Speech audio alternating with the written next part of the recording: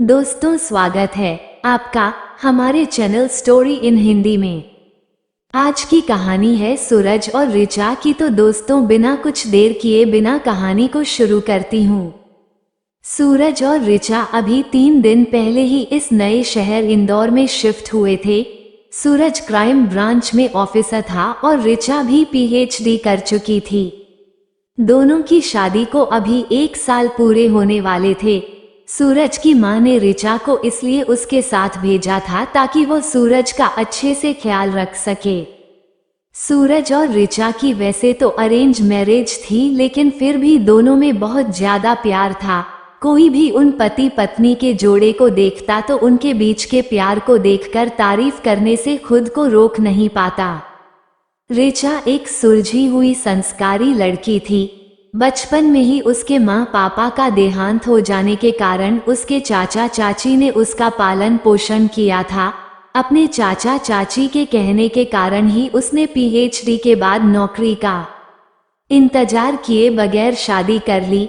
आने वाले 2 दिन बाद सूरज और ऋचा की एनिवर्सरी थी, इसीलिए ऋचा जल्दी जल्दी घर को व्यवस्थित करने में लगी थी।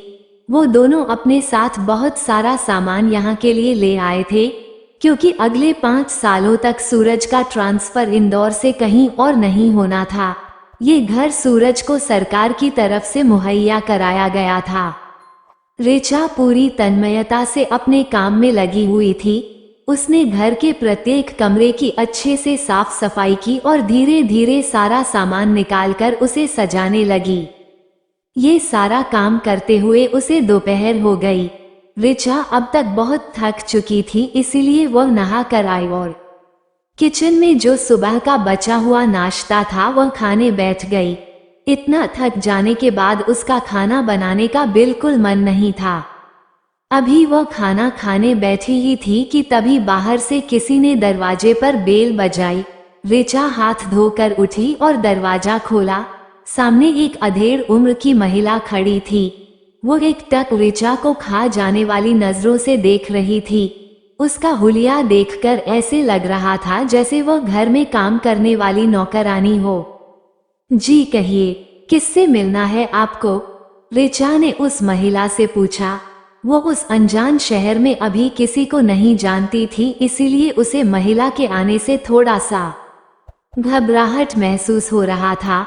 ऊपर से महिला की वह अजीब तरह से देखना। ऋचा बड़ी मुश्किल से उसके सामने खड़ी थी। बताइएगा, आपको किससे मिलना है? ऋचा ने उस महिला के कोई जवाब न देने पर झल्ला कर पूछा। वह मैं, मेम साहब, आप ही से मिलने आई थी। आप ही हो जो यहाँ नए नए शिफ्ट हुए हो? महिला ने पूछा। हाँ, मैं और मेरे पति। लेकिन आप कौन? ऋचा ने पूछा। मैं जमुना हूँ। यहाँ के सभी साहब लोगों के घरों में झाड़ू पोछा का काम करती हूँ। अगर आपको भी काम करवाना होगा तो बताइएगा, जमुना ने जवाब दिया। अच्छा ठीक है, मैं बता दूंगी।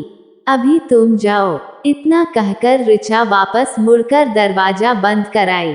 ना जाने क्यों, लेकिन उस महिला के रहने से उसे एक अजीब तरह की बेचैनी महसूस हो रही थी। ऋचा ने अपना बचा हुआ खाना भी नहीं खाया और पानी पीकर थोड़ा आराम करने के लिए बेड पर लेट गई। मैनू इश्क तेरा ले डूबा, हाँ इश्क तेरा ले डूबा, धीमे धीमे आवाज में ये गाना कहीं पर चल रहा था। ऋचा की अभी अभी आंख लगी थी। इस गाने की आवाज सुनकर वो हड़बड़ा कर बैठ गई, लेकिन जैसे ही वो उठी तो वह गाना बंद हो चुका था। ऋचा उठकर कमरे की खिड़की के बाहर देखने लगी, लेकिन उसे दूर तक कोई नजर नहीं आया।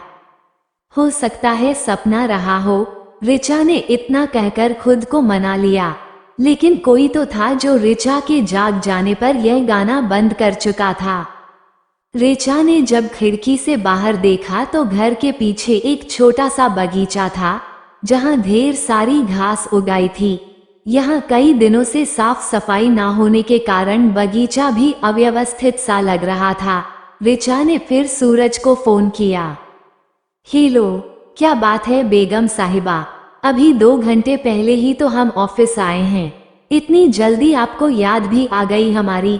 उधर से सूरज की आवाज आई। हाँ, दरअसल मैं सोच रही थी कि किसी को बुलाकर घर के पीछे का बगीचा साफ करवा देते हैं। मैंने अभी अभी देखा, बहुत सुंदर सी जगह है, लेकिन हर तरफ घास फूस भरा पड़ा है। क्या तुम किसी को अभी यहाँ भेज सकते हो? ऋचा ने बगीचे को निहारते हुए कहा। फिलहाल तो मैं किसी काम में व्यस्त हूँ। तुम एक काम करो, आसपास की जगहों पर थोड़ा घूम लो, लोगों से दोस्ती भी हो जाएगी और कोई काम करने वाला भी मिल जाएगा। मैं तुमसे शाम को आकर मिलता हूँ।